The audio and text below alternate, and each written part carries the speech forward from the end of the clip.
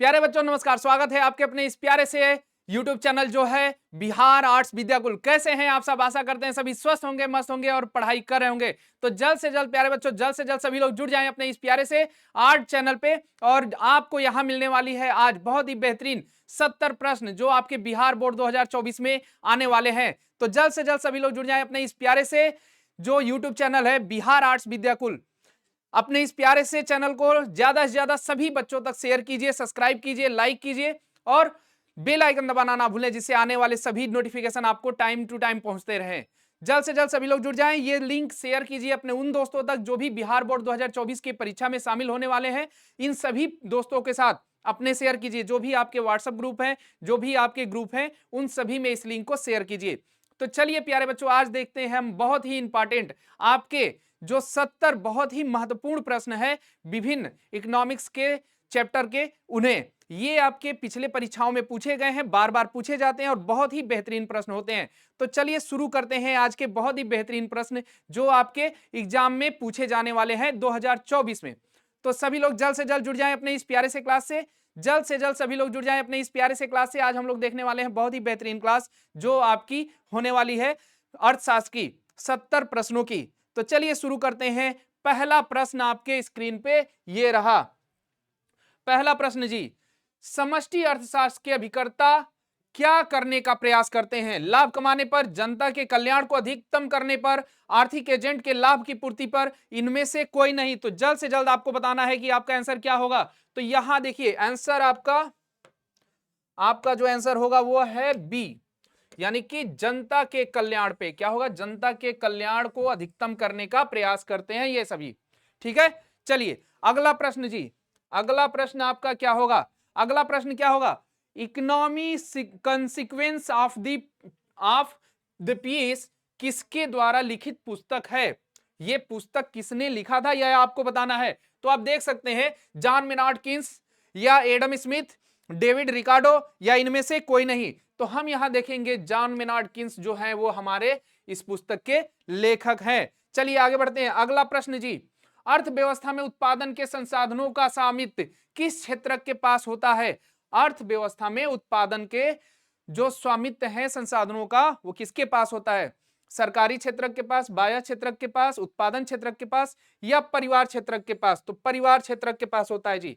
अगला प्रश्न, सबसे पहले माइक्रो शब्द का प्रयोग किसने किया था? देखिए माइक्रो और मैक्रो दो, आप इकोनॉमिक्स के दो बुक पढ़ते हैं, एक व्यष्टि अर्थशास्त्र और एक समष्टि अर्थशास्त्र। तो यहां पे हम देख रहे हैं माइक्रो इकोनॉमिक्स मार्शल ने, बोल्डिंग ने, केन्स ने, रैगनर ने, किसने किया था? तो ये है डी, रैगनर साहब।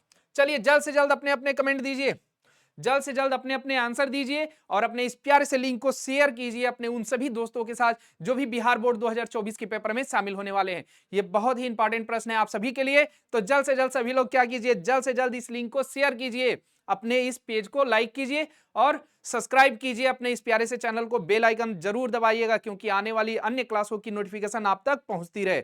चलो भाई जल्द से जल्द जुड़ जाओ सभी लोग। चलिए बताइए अगला प्रश्न जी, निम्नलिखित में से कौन सी आर्थिक सामग्री के अंतर्गत सम्मिलित की जाती है? असीमित आवश्यकताओं से जुड़ी आर्थिक समस्याएं, सीमित संसाधनों से जुड़ी आर्थिक समस्याएं, ए व बी दोनों, इनमें से कोई नहीं। तो जल्द से जल्द आप बताइए क्या होगा, जल्द से जल्द बताइए जी क्या होगा, जल्द से जल्द बताइए क्या होगा। यहां हम देखेंगे हमारा पहला भी सही है, दूसरा भी सही है, यानी कि हमारा ए और बी दोनों सही, तो ये हो जाएगा हमारा सी। अगला प्रश्न, निम्न में से कौन अर्थव्यवस्था की केंद्रीय समस्या नहीं है? पूछा जा रहा है नहीं है।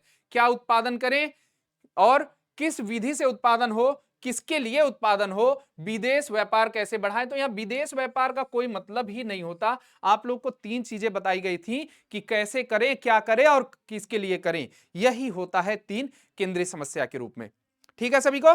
चलो भाई अब हम देखते हैं अगला प्रश्न। अगला प्रश्न आपके स्क्रीन पे ये रहा। आर्थिक क्रियाओं के अध्ययन के संदर्भ में अर्थशास्त्र को दो शाखाओं में, व्यष्टि और समष्टि, अर्थशास्त्र की दो शाखाएं होती हैं व्यष्टि और समष्टि, किसने विभाजित किया? तो देखिए मार्शल, रिकार्डो, रैगनर फिंच, इनमें से कोई नहीं। तो C is the right answer, Ragnar Frisch. अगला देखिए, आर्थिक समस्या मूलतः किस तथ्य की समस्या है? चुनाव की, उपभोक्ता चयन की, फर्म चयन की या इनमें से कोई नहीं। अर्थशास्त्र की जो समस्या है ये किसके रूप में आती है? चलिए बताइए, जल्द से जल्द कमेंट कीजिए, आप सभी लोग जल्द से जल्द कमेंट कीजिए जी, किस रूप में आती है? ये है चुनाव की। जब भी अर्थशास्त्र में हम देखेंगे मूलतः समस्या किस चीज की आती है? चुनाव की। अगला प्रश्न, ऐसी वस्तु जिनकी मांग की मात्रा आय की दिशा में गति करती है कहलाती है? निम्न स्तरीय वस्तुएं, सामान्य वस्तुएं, पूरक वस्तुएं और इनमें से कोई नहीं। तो देखिए, ऐसी वस्तु जिनकी मांग की मात्रा मांग की मात्रा आय की दिशा में, भाई आय जितना होता है उसी हिसाब से हम वस्तुओं को लेकर के चलते हैं। किस प्रकार से हमारे पास कितना आय है उसी प्रकार से हम वस्तुओं को लेकर के चलते हैं। तो यहां क्या होगा आपका? सामान्य वस्तुएं। आंसर आपका होगा सामान्य वस्तुएं। आगे देखिए, निम्नलिखित में से सार्वजनिक वस्तुओं की श्रेणी में आता है। सार्वजनिक वस्तुएं क्या होती हैं? सार्वजनिक वस्तुएं क्या होती हैं? वे वस्तुएं जो क्या है, कहीं ना कहीं सबके लिए उत्तरदायी हैं। तो कौन है?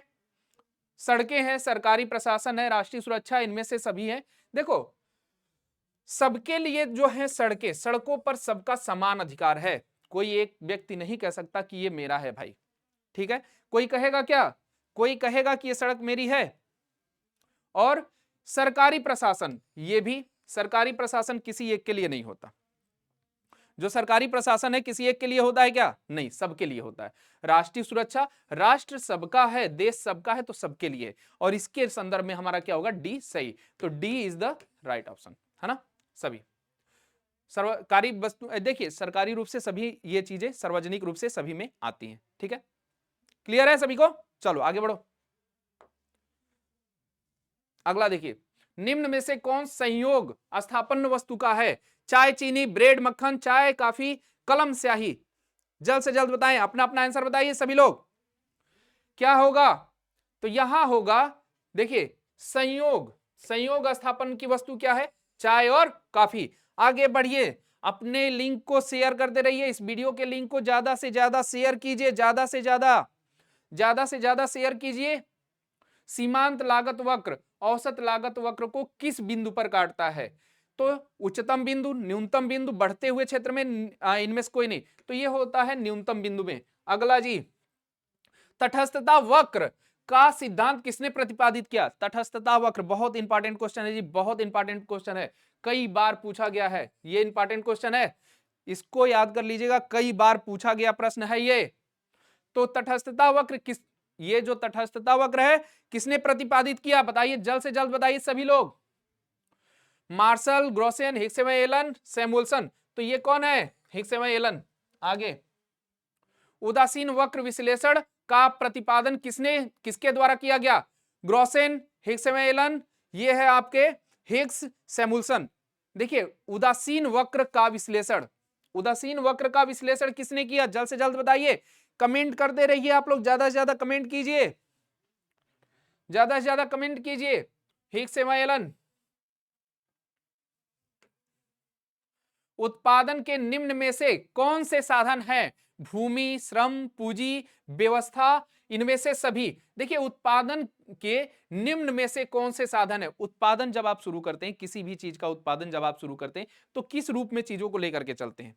किस रूप में लेकर के चलते हैं? तो वही आपको बताना है। तो हम व्यवस्था भी देखते हैं, पूंजी श्रम जरूरी ही है, भूमि जरूरी ही है, तो लगभग इनमें से सभी चीजों को हम लोग लेकर के चलते हैं। अगला देखिए, सीमांत उपयोगिता ह्रास नियम प्रतिपादित किया था किसने? ग्रोसेन ने, ठीक है? आगे देखो भाई, मांग वक्र नीचे झुकती है, जो मांग वक्र होती है आपकी वो नीचे झुकती है, दाईं ओर, दाहिनी ओर, बाईं ओर, सीधे, या इनमें से कोई नहीं। जो मांग वक्र होता है किधर झुकती है? तो वो होती है दाहिनी ओर। चलो भैया, मांग का नियम व्यक्त करता है, मांग का जो नियम है व्यक्त करता है वस्तु की कीमत तथा मांगी गई मात्रा के बीच में संबंध को, दो वस्तुओं की कीमतों में संबंध को, उपभोक्ता की आय तथा मांगी गई मात्रा के बीच संबंध को, इनमें से कोई नहीं। क्या होगा? जल्द से जल्द बताइए। तो इस प्रश्न का आंसर होगा ए, यानी कि जो वस्तु की कीमत तथा मांगी गई मात्रा के बीच में होती है। जल्द से जल्द लाइक कीजिए अपने इस चैनल को, सब्सक्राइब कीजिए और इस चैनल के लिंक को अपने सभी आर्ट्स के दोस्तों के पास शेयर कीजिए। जो भी आपके पास आर्ट्स के ग्रुप हैं, चाहे जो भी आपके पास ग्रुप हैं व्हाट्सएप या कहीं भी, तो आप उस ग्रुप में इस लिंक को शेयर कीजिए ताकि आपके सभी दोस्त मित्र सभी लोग जुड़ सकें अपने इस प्यारे से चैनल से जो है बिहार आर्ट विद्याकुल। आप सभी का जो भी आर्ट्स की क्लासेज हैं, जो भी आपके परीक्षा ओरिएंटेड क्वेश्चन पेपर हैं या जो भी आपके मॉडल पेपर हैं, सारी चीजें यहाँ पे टाइम टू टाइम आपको दी जाएंगी। आप बने रहिए अपने इस प्यारे से यूट्यूब चैनल पे। चलिए जी आगे बढ़ते हैं। अगला प्रश्न आपके स्क्रीन पे ये रहा, मांग के संकुचलन तब होता है जब कीमत, ये संकुचन होगा, कीमत बढ़ती है और मांग घटती है, कीमत बढ़ती है और मांग बढ़ती है, कीमत स्थिर रहती है और मांग घटती है, कीमत घटती है और मांग स्थिर रहती है। तो प्यारे बच्चों जल्द से जल्द आंसर दीजिए, सभी लोग जल्द से जल्द आंसर दीजिए, बताइए क्या होगा। यहां होगा देखिए कीमत बढ़ती है और मांग घटती है। क्या होता है जब भी किसी चीज की कीमत ज्यादा हो जाती है तो उसको उपयोग करने वाले लोगों की संख्या कम हो जाती है। निम्न में से कौन सी सीमांत उपयोगिता ह्रास नियम का अपवाद नहीं है? नहीं है जी। तो देखिए नशीले वस्तुओं का उपभोग, मुद्रा का संचयन, दुर्लभ वस्तु का संचयन, रोटी तथा दूध। तो यहां हम लोग देख लें कि जो हमारा है रोटी तथा दूध। अगला जी, जब सीमांत उपयोगिता ऋणात्मक होती है तब कुल उपयोगिता कैसी होती है? अधिकतम होती है, घटने लगती है, घटती दर से बढ़ती है, इनमें से कोई नहीं। आपको बताना है जब सीमांत उपयोगिता ऋणात्मक होती है। सीमांत उपयोगिता ऋणात्मक कब होती है यही बताना है। तो जल्द से जल्द बताइए आप लोग, जल्द से जल्द बताइए, जल्द से जल्द बताइए जी। ये देखिए घटने लगती है, क्या होता है? घटने लगती है। अगला प्रश्न, कीमत या बजट रेखा की ढाल होती है, क्या होती? कीमत या बजट रेखा की ढाल क्या होती है? कीमत या बजट रेखा की ढाल बताइए। Minus P Y by P X upon P Y और P X upon P Y positive में, P Y upon P X positive में। क्या होगा जी? जल्द से जल्द आंसर बताइए, क्या होगा? ए इज द राइट आंसर। अगला जी, एक ऋजु रेखा रेखी मांग वक्र के मध्य बिंदु पर मांग की लोच क्या होगी? एक ऋजु रेखा बिंदु पर मांग की लोच क्या होती है, यही आपको बताना है। जल्द से जल्द आप लोग अपने अपने आंसर दीजिए, अपने अपने आंसर दीजिए। शेयर कीजिए इस लिंक को, अपने सभी दोस्तों के पास शेयर कीजिए अपने इस प्यारे से लिंक को। जल्द से जल्द बताइए आप लोग।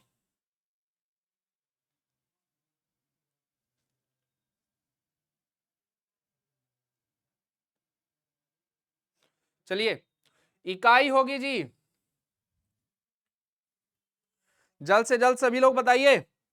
पूंजी की सीमांत क्षमता या उत्पादकता प्रतिशत आय होगी, प्रतिशत आय अपन लागत होगी, लागत अपन प्रतिशत आय होगी, ए वो बी दोनों होगी, कौन सी होगी? तो आपको बताना है कि जो पूंजी आप लगा रहे हो उसके संदर्भ में चीजें क्या होंगी, बताइए क्या होगा? ए इज द राइट आंसर। जब औसत उत्पादन एपी, एवरेज जो प्रोडक्शन है, अधिकतम होता है तब सीमांत उत्पादन क्या होता है? मार्जिनल यानी प्रति इकाई उत्पादन क्या होता है, ये आपको बताना है। प्रति इकाई क्या होता है वो आपको बताना है। तो बताइए delta Q upon delta Q upon Q is greater than delta P upon P, delta P upon P is greater than delta Q upon Q, delta P upon P equal to delta Q upon Q. तो ये होगा। आगे बढ़ते हैं। पूंजीगत वस्तुओं के उत्पादन में विस्तार से वृद्धि होगी। पूंजीगत वस्तुओं के उत्पादन में कब वृद्धि होती है? विस्तार से। पूंजीगत जो वस्तुएं होती हैं उनके विस्तार से कब वृद्धि होती है? अर्थव्यवस्था की उत्पादन क्षमता में, उत्पादित वस्तुओं में, आय में, उत्पादित वस्तुओं के आय में, या इन सभी में, किसमें होती है ये आपको बताना है। जल्द से जल्द बताइए, जल्द से जल्द सभी लोग कमेंट कीजिए क्या होगा जी। जल्द से जल्द सभी लोग बताइए क्या होगा। देखो इनमें से सभी होगा। उत्पादन संभावना वक्र का आकार कैसा होता है? मूल बिंदु की ओर उन्नतोदर होता है, नतोदर होता है, या कैसा होता है? जल्द से जल्द बताइए सभी लोग, कमेंट करो भाई, जल्द से जल्द कमेंट करो, बताओ तुम लोग क्या होगा? नतोदर। अगला, निम्न में कौन सी स्थिर लागत नहीं होती है? ऋण पर ब्याज, कच्चे माल की लागत, फैक्ट्री का किराया, बीमा की किस्त। तो हम देखेंगे जो हमारा कच्चे माल का, ये स्थिर लागत नहीं है। अपने बिहार 2024 में पूछे जाने वाले आर्ट्स के बेहतरीन प्रश्न आपको मिलेंगे बिहार आर्ट्स विद्याकुल पे, और इन प्रश्नों को आप बार बार रिवाइज कीजिए, बार बार रिवीजन कीजिए, ताकि आपकी तैयारी और मजबूत हो सके और आप इन प्रश्नों की सहायता से आगे बढ़ सके और भी अच्छा स्कोर कर सके।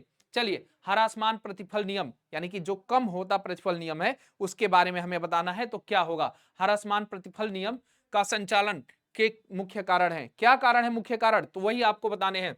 सीमांत साधन, साधनों और पूर्ण प्रतिस्थापन होना। देखिए ये दोनों कहीं ना कहीं है, तो हमारा सी इज द राइट आंसर।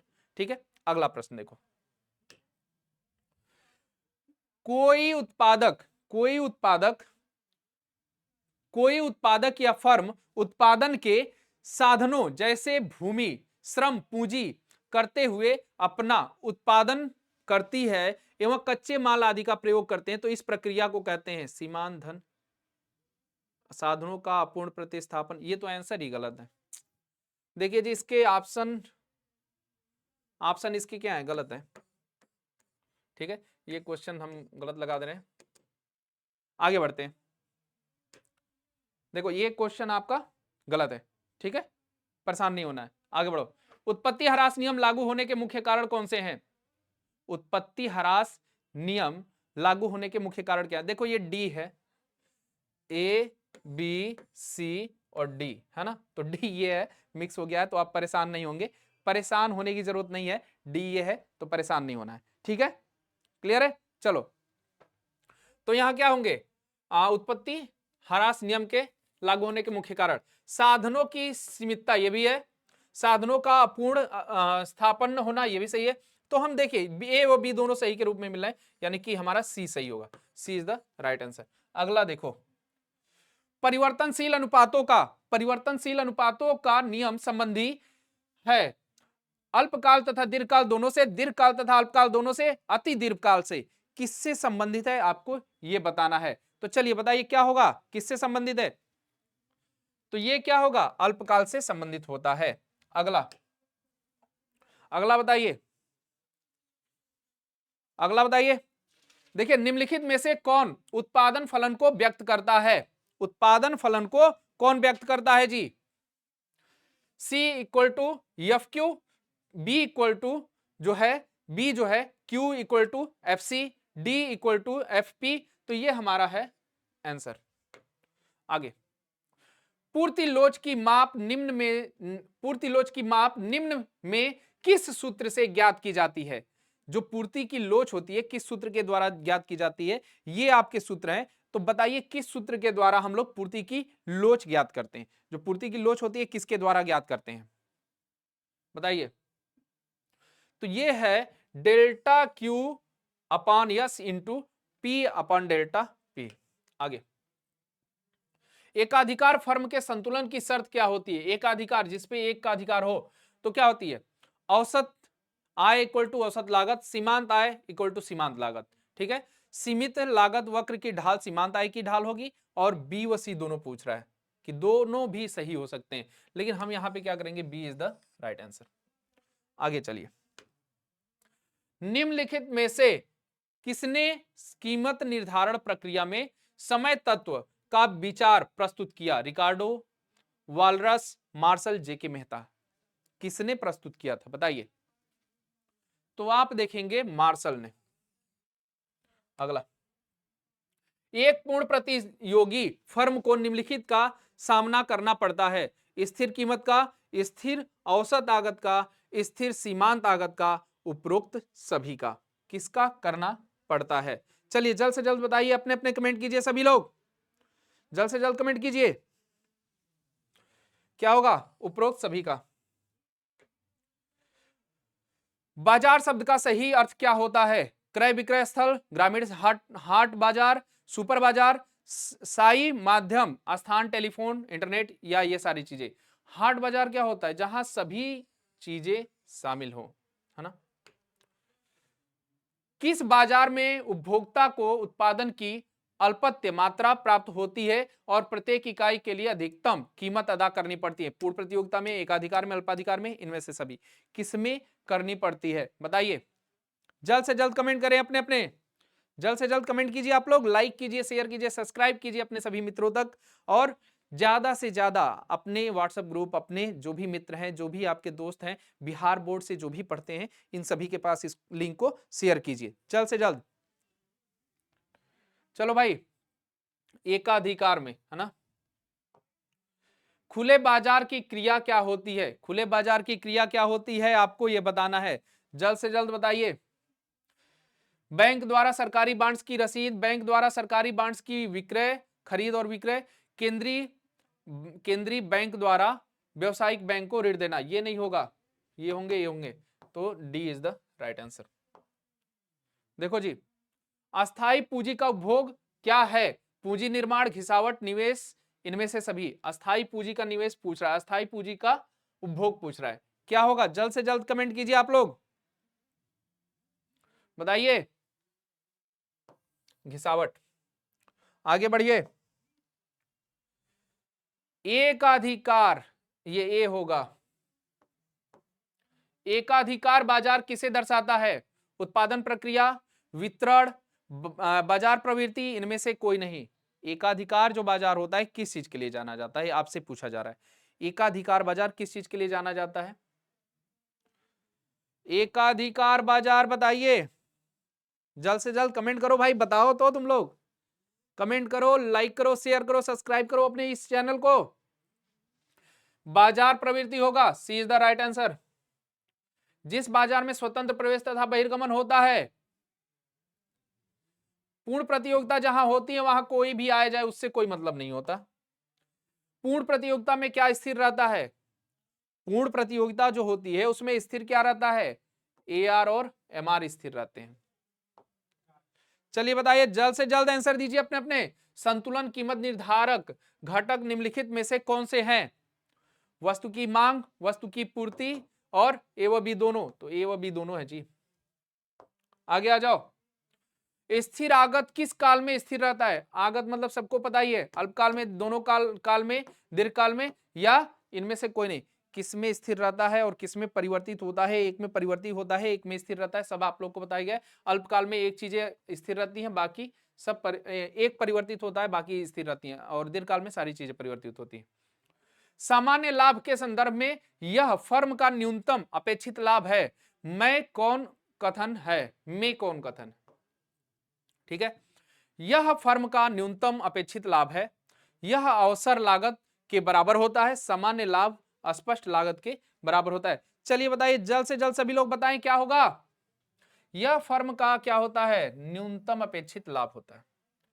आगे जी, भाई सभी के लिए बहुत इंपॉर्टेंट प्रश्न है ये, बहुत इंपॉर्टेंट प्रश्न। इन प्रश्नों को जल्द से जल्द आप लोग सॉल्व कीजिए, बार बार रिवाइज कीजिए। ये वे प्रश्न है जो आपके परीक्षा में पूछे जाएंगे और बहुत महत्वपूर्ण है, बहुत इंपॉर्टेंट है। तो इनको याद कीजिए और याद करके आगे बढ़िए, क्योंकि इन प्रश्नों का बहुत ज्यादा महत्व है आपके लिए।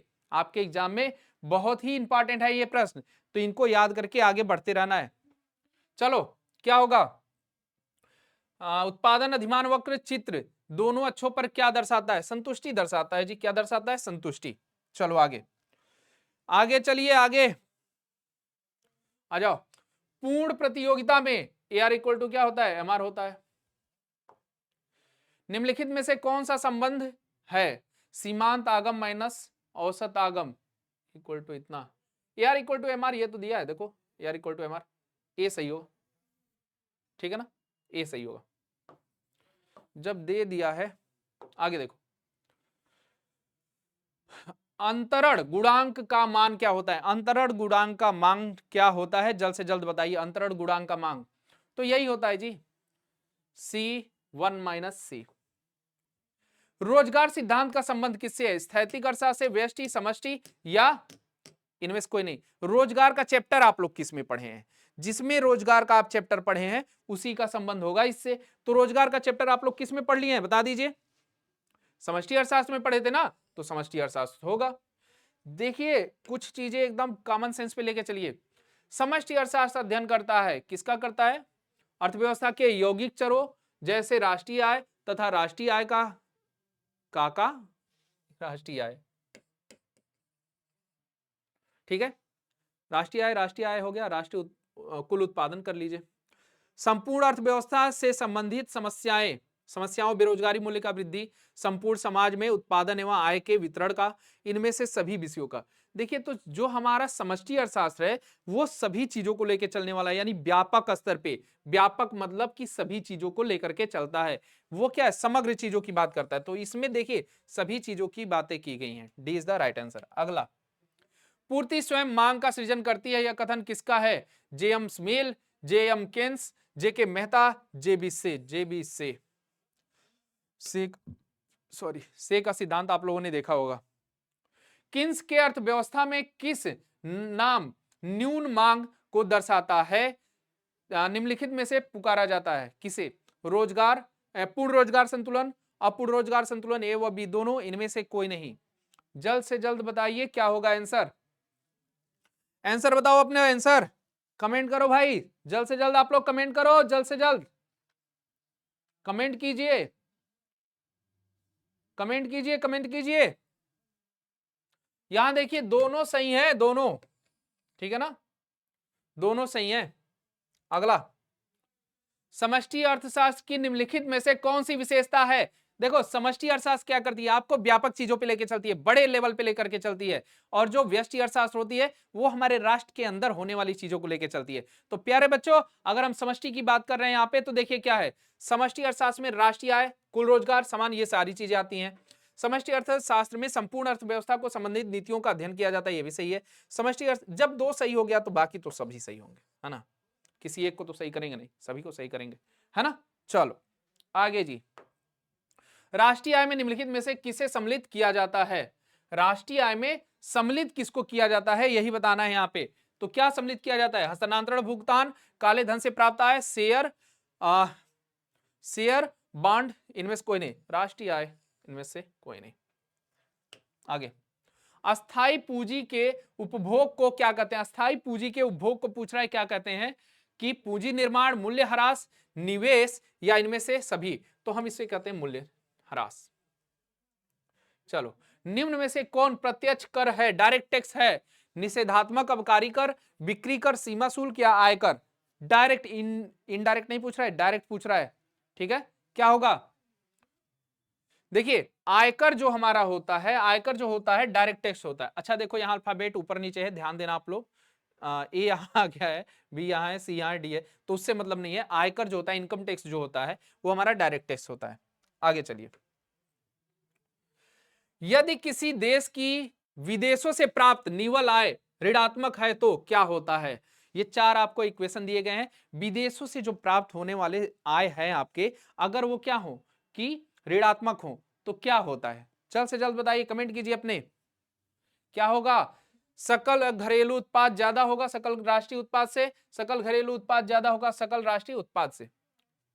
दोनों एक ही है क्या?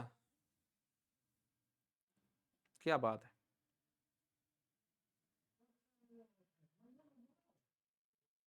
क्या बात है, दोनों एक ही रूप में दे दिया। चलिए बताइए जल्द से जल्द।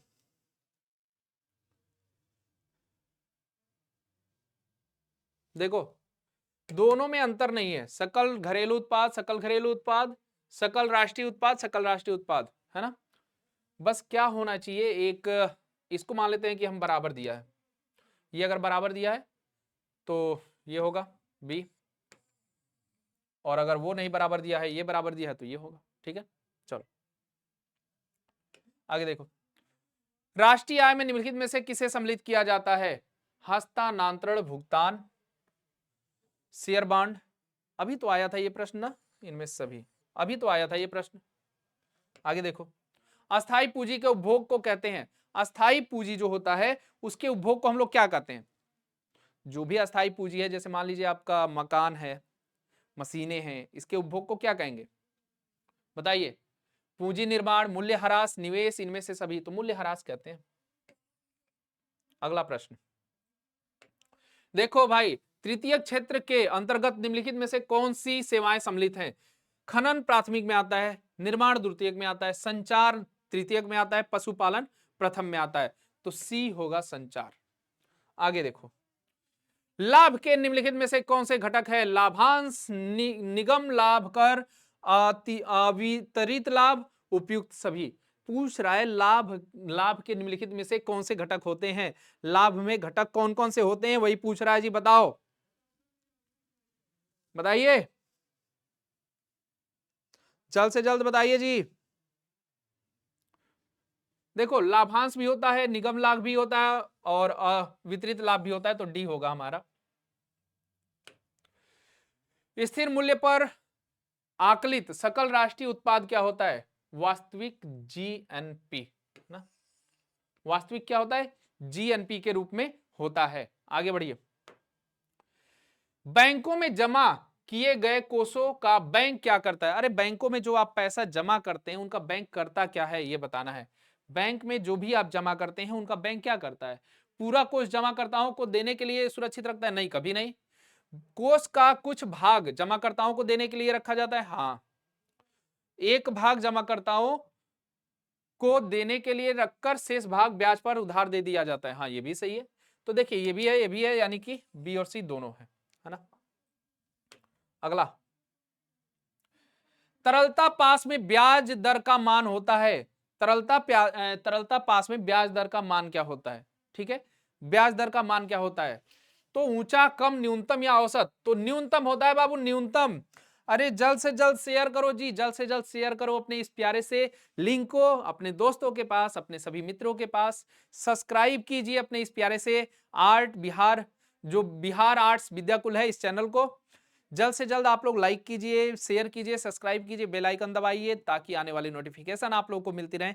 जो भी क्लास यहां से जा रही है आप लोगों तक टाइम टू टाइम पहुंचती रहे। तो जल्द से जल्द सभी लोग शेयर कीजिए, सब्सक्राइब कीजिए, लाइक कीजिए और अपने इस चैनल पे बने रहिए। तो यहां देखिए, यहां प्रश्न है, कागजी मुद्रा का कौन सा मूल्य अधिक होता है? अंकित मूल्य अधिक होता है कि आंतरिक मूल्य अधिक होता है कि बाजार मूल्य अधिक होता है कि इनमें से सभी? देखो, कागज के मुद्रा पे जो लिखा रहता है ना वही उसकी क्या है? सबसे ज्यादा वैल्यू है। मुद्रा का कार्य क्या है? मुद्रा किस चीज का कार्य करता है भाई?